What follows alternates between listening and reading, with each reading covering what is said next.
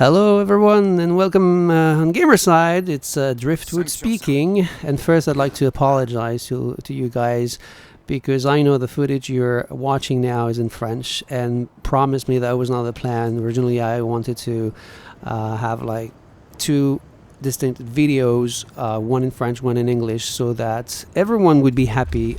Just that I didn't realize how much time it would take me to get the footage, to record it, to edit it, to record the voice and everything. And I have another game I'm supposed to take care of. I'm not in charge of the review of Gears Tactics, because that's what I'm going to be talking about today. Is available on the website. It was written by our good friend Creo Akira. So thank him a lot. We're very grateful that he did that for us and that he took the time to translate it into English for you. And I'm just here to tell you a little bit about the mechanics. I've only played the first act. It's 6 missions, main ones, at least I guess. And this is the last one, and the reason I'm showing you this one is because it ends with a boss fight. So I thought it would be nice to see a little bit of everything, or at least everything I've seen myself, as again, I was not in charge of the review. So Gears Tactics is set about 12 years before Gears of War, the first one, and you play as Gabe Diaz, who's supposed to take care of a locust leader who's called Yukon or something like that.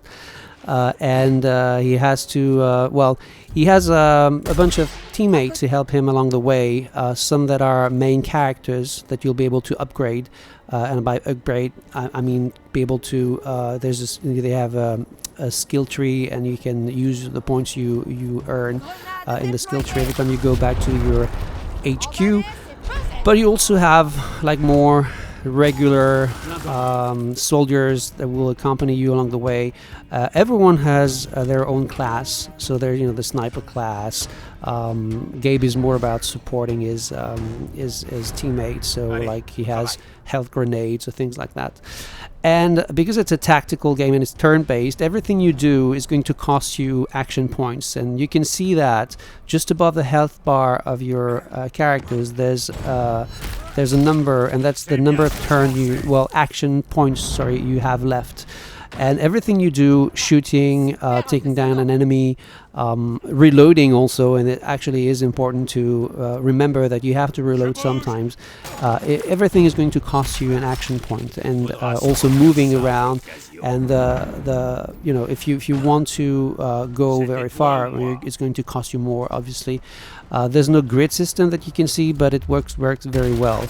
As you can see also, because it's Gears of War, it's aggressive, it's brutal, and you actually are encouraged to be aggressive, because sometimes you can get extra action points by using the chainsaw on an enemy, for example, or by just taking them down. So everything you do, there's the percentage, the chances you have of killing the enemy, for example. And sometimes it's not maybe worth it to use an action point just to hurt an enemy you have in front of you, and that's where the Overwatch system comes in handy, and you'll see it used by me but also by the enemies in this video. It actually allows you to watch a certain area. There's a cone. It's blue for the good guys, and it's red for the bad guys.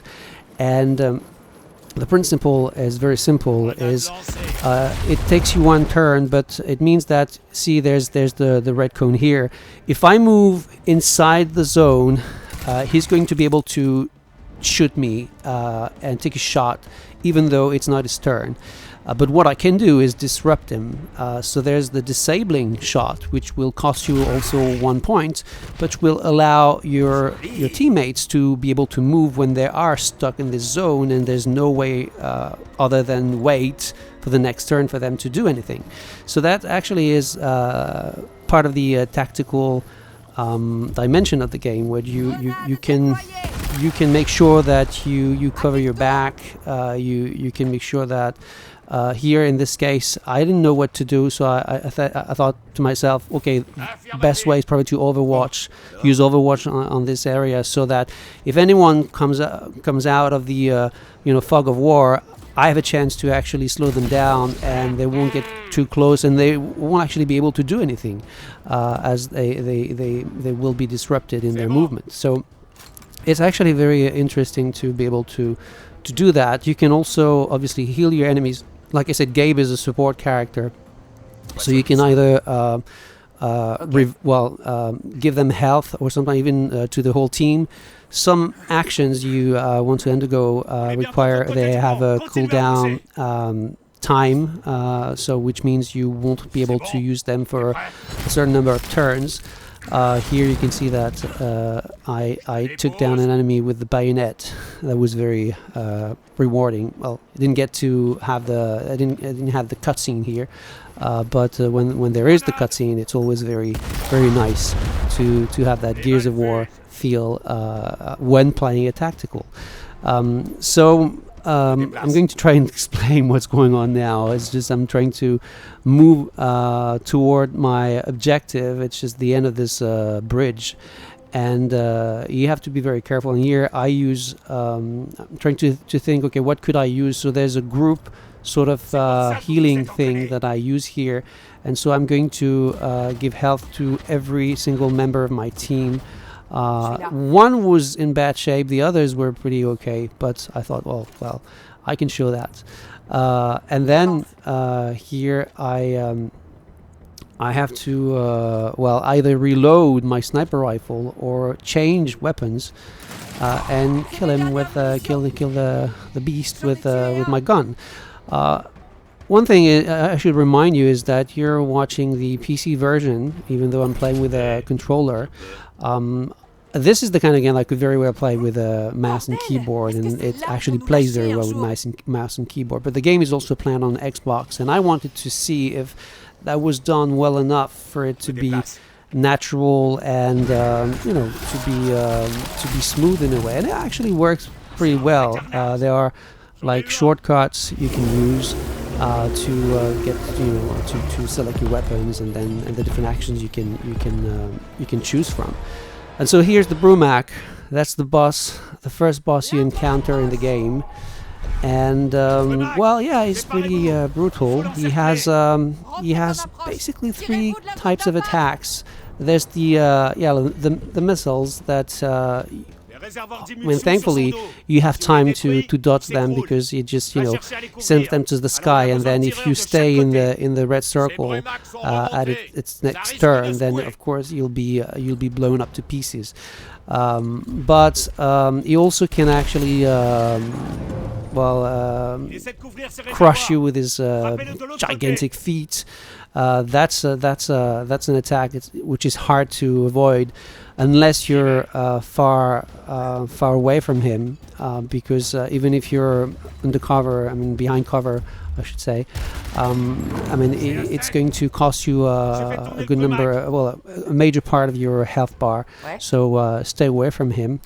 You can see here that you have to shoot down the tanks in his back, and so in the beginning of the fight, it's very easy because it's made in a way that you can understand that what you have to do is the first boss. So they basically teach you.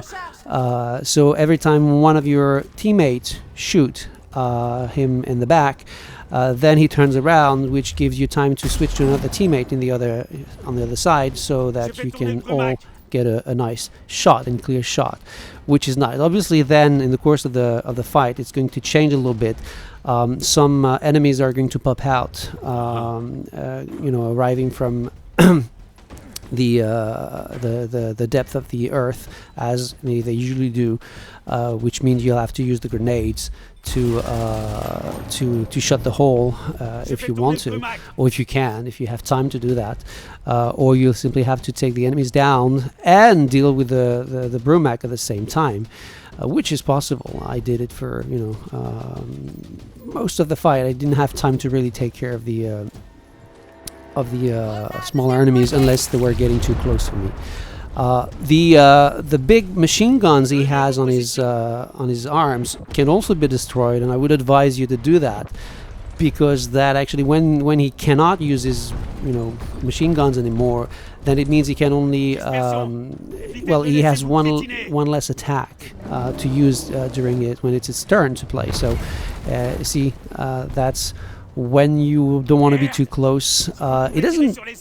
It's pretty big, obviously, but it doesn't move too fast, which means it's never going to be able to reach you if you maintain a certain distance between you and him. So here I'm trying to destroy his weapons, and it obviously takes time. You can see that there are three the Brumux health bar is divided into three major parts, and every time every time you take down one part of the bar, then there are, it's not new attacks, but it's like he can it's not just two areas he can aim at with his missiles. It's three, and then it's four. So basically it's okay. I mean, I had a few of my teammates who were down that I could revive either by using a special ability they all have. I think they can do it like once per mission to revive themselves on their own, and then get almost not all their health, but most of it. But also you can revive your enemies, just like in the Gears of War series, just going to help them. It's just a bit more dangerous, especially if they're in the red circle. You don't want to do that when they're in the red circle, unless you can move away from the circle after that. And well, here we're reaching the end of the fight, actually. And I could have my man in the position that, just like in the beginning, I could just shoot him and then he would turn around, and then I could use someone in his back to shoot him again. And this is how he dies. So, as usual, because it's a Gears of War game, even if it's tactical, you have cutscenes in the beginning of a mission or at the end of it. But sadly for you, the cutscene here is in French, but I have some English footage ready for tomorrow, HDR and SDR, so you'll have plenty of things to watch if you really want to see how it sounds. But it's it sounds like a Gears of War game in English. It's well, actually better in my opinion than in French. Yeah, so you have that sort of story thing going on to give you the incentive to keep playing and move forward. But also what's making it, well, I would say exciting to progress into the game is that, like I said, when you go back to your HQ, you're going to be able to, get the rewards from the you actually find well, they're not loot boxes, but they're boxes anyway on the battlefield. You don't have to get them, but obviously they're going to give you some nice bonuses. So if you do, you can upgrade your weapons. You can also have new armor, so it's pretty interesting to take the time to explore a little bit, or just to look at the environment to see if there are boxes to get. And then the skill tree, like I said, the four main characters, the heroes, have a skill tree, and some are, some of the skills are passive, some are active, so it's pretty interesting. And then you can upgrade the weapons, like I said. Sometimes you get a bonus in one area, but it's going to cost you in another one, so you have to choose. Sometimes it's just all bonus, so you don't even need to think, like here for example. And what's very nice also is that you can change the armor you're wearing, which is going to be interesting because you're going to be more protected. But you can also change the colors. If you want to have like crazy pink armors, you can. So just have fun and enjoy. That's the aspect that was maybe a little bit unexpected, but works also very well. So that's it for me. I hope you enjoyed the video, and I will tell you, check out the website tomorrow for more footage in English this time. Bye bye.